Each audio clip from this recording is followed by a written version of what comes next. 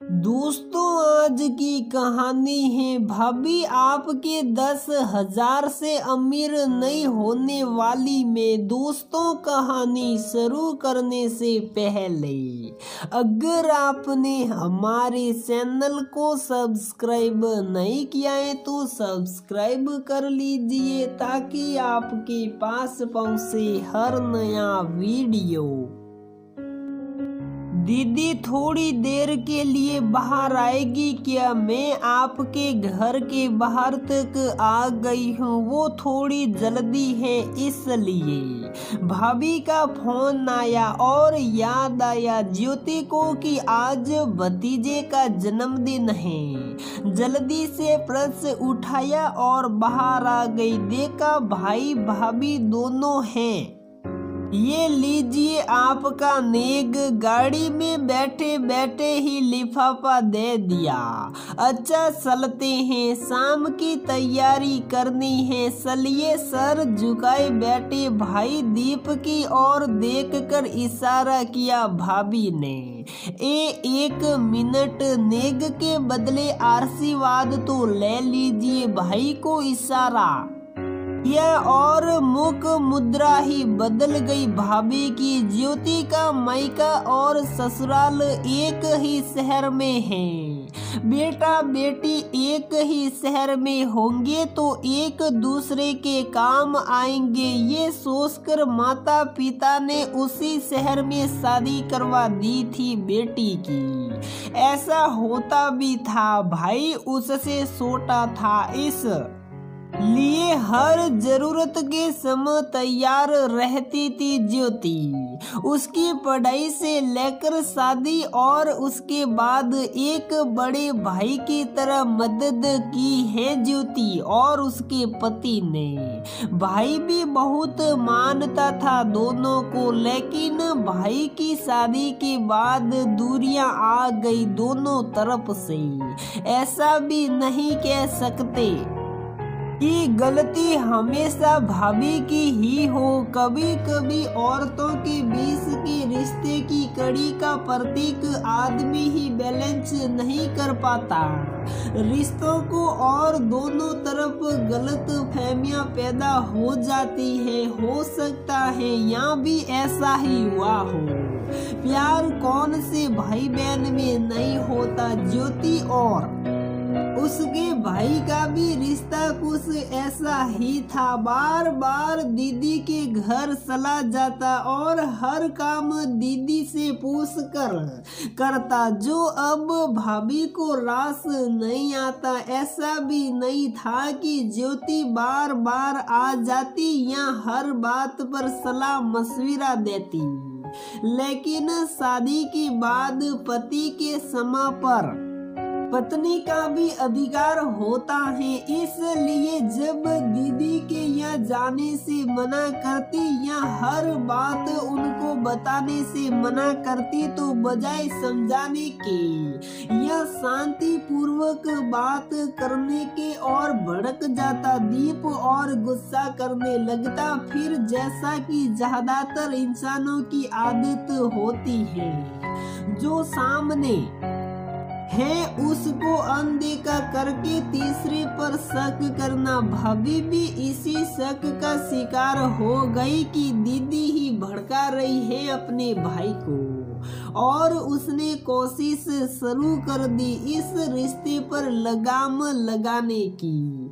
ये रिश्तों पर लगाम लगाने का काम भी हर किसी के बस की बात नहीं है। ये एक टैलेंट होता है जिस में साम दाम दंड भेद आंसू सब शामिल होता है। विश्वास करना मुश्किल है ना, मुश्किल है पर नामुमकिन नहीं। अगर ऐसे ससुराल वाले हो सकते हैं तो बहू क्यों नहीं।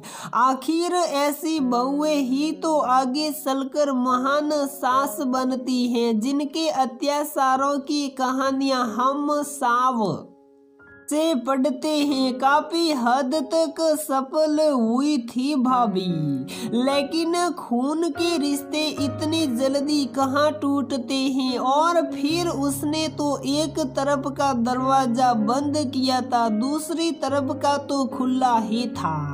उसके इलाज के लिए बेइज्जती से बड़ा कोई रास्ता नहीं सूझा। वह मौका भी मिल गया जब डिलीवरी के समय भाभी मायके में थी, भाई किसी काम से बाहर था और उसने ही बहन को अस्पताल जाकर हाल साल लेने के लिए कहा।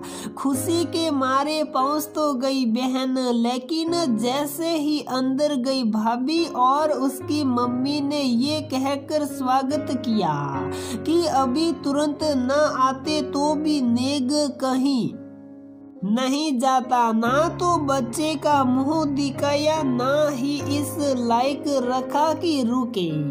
इस तरह उल्टे पैरों लौट आई बहन और हमेशा के लिए रोक लिया खुद को। उधर भाई से भी यही शिकायत की गई कि हॉस्पिटल में नेग मांग रही थी और ज्यादा देर रुकी भी नहीं। माँ बेटी ने मिलकर वो माहौल बनाया कि दीप को विश्वास हो गया और गुस्से के मारे उसने भी अपना रिश्ता नेग तक सीमित कर दिया। पुष्टि के लिए उसके बाद भी समय समय पर पूरे नाटक के साथ नेग देने आ जाती भाभी भाई को लेकर, जो बिल्कुल अच्छा नहीं लगता ज्योति को।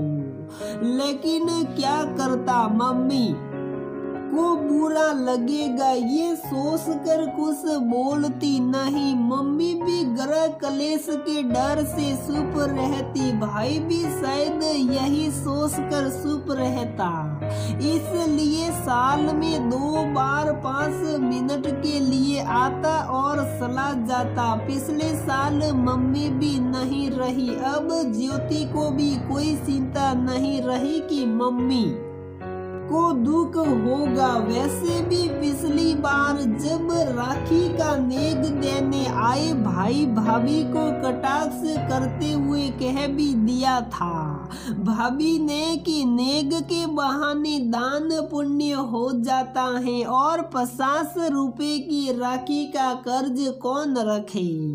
इसलिए किस्मत देने आना पड़ता है, वरना समय ही कहाँ है। इसलिए इस बार इंतजार कर रही थी कि कब आए वे और कब इस नेग के बदले अच्छा आशीर्वाद दे। ज्योति ने बहुत समय से सारे पैसे संभाल कर रखे थे जो भाई से मिले थे। जैसे ही भाभी का फोन आया, जमा किए हुए रुपयों का पर्स लेकर ही बाहर आई। ये लो मेरा आशीर्वाद। पर्स पकड़ाते वे बोली, दीदी ये तो पैसे हैं। पैसे तो बहुत है दीदी, आपके पैसों की जरूरत नहीं है मुझे। और मेरे बेटे को सिड़कर बोली भाभी, तो मुझे कौन सी तुम्हारे पैसों की जरूरत है। ना मैंने कभी नेग मांगा तुमसे, ना ही पैसे का नेग समझा। पैसे तो हमारे पास भी बहुत हैं, आपके 10,000 से अमीर नहीं होने वाली मैं। इसलिए ये लीजिए आपका नेग। कहते हैं आशीर्वाद नेग का 1.25 गुना होता है, इसलिए जोड़ कर दिया है। और हाँ, अगली बार से पुण्य कमाना हो तो मंदिर चले जाना। गरीबों को कुछ दोगी तो बेटे को अच्छे आशीर्वाद मिलेंगे। मैं तो मुफ्त में भी दे सकती हूँ, संकोच की जरूरत नहीं है। मैं राखी भी नहीं भेजूंगी, खुश रहो। हाथ में पर्स पकड़ा कर बगैर पीछे देके चल दी ज्योति। वह अंदर जा चुकी थी, लेकिन गाड़ी आगे नहीं बढ़ी थी। पता नहीं उधर क्या बदलाव था, लेकिन ज्योति ने सब दरवाजे बंद कर दिए थे हमेशा के लिए। तो दोस्तों हमारी ये कहानी यहीं पर समाप्त होती है। अगर आपको हमारी ये कहानी पसंद आती है तो प्लीज वीडियो को लाइक करें, शेयर करें और हमारे चैनल को सब्सक्राइब जरूर करें।